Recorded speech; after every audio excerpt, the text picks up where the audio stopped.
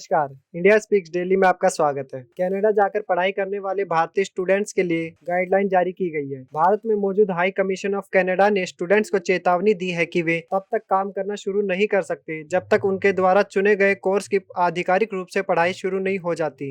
हर साल बड़ी संख्या में इंडियन स्टूडेंट्स पढ़ाई के लिए कनाडा जाते हैं। कनाडा को लेकर भारतीयों के बीच क्रेज इतना बढ़ गया है कि वह विदेश जाकर पढ़ाई करने वाला दूसरा सबसे पसंदीदा डेस्टिनेशन बन गया है। कनाडा हाई कमीशन ने ट्वीट कर कहा, इस बात का ध्यान रखें कि कुछ स्टडी परमिट आपको कनाडा में काम करने की इजाज़त देते हैं। आप तब काम करना शुरू कर सकते हैं जब आपकी स्टडी प्रोग्राम की शुरुआत होगी, उससे पहले आपको काम की इजाज़त नहीं है। कमीशन ने अपने यहाँ आने वाले स्टूडेंट्स को इस बात को सुनिश्चित करने को कहा है वे डॉक्यूमेंट्स के जरिए ये साबित कर सकते हैं कि उनकी यूनिवर्सिटी या कॉलेज ने उन्हें देर से आने की इजाज़त दी है। इसके अलावा स्टूडेंट्स को उनके कोर्स की डेट में बदलाव की जानकारी दी गई है।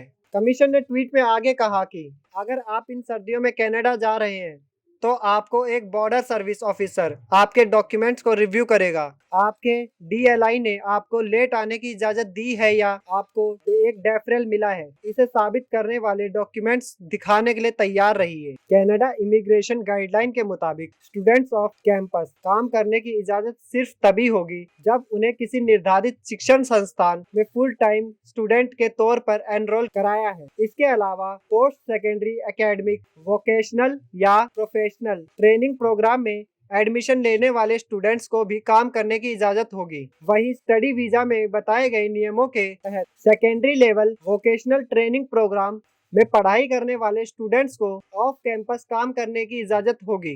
यहाँ गौर करने वाली बात यह है कि स्टूडेंट्स द्वारा चुना गया कोर्स कम से कम 6 महीने का होना चाहिए। ये कोर्स डिग्री, डिप्लोमा या सर्टिफिकेट में से कुछ भी हो सकता है। कोर्स की जरूरत के अलावा इंटरनेशनल स्टूडेंट्स के पास कनाडा में काम करने के लिए सोशल इंश्योरेंस नंबर भी होना चाहिए। अभी तक के लिए इतना ही। धन्यवाद।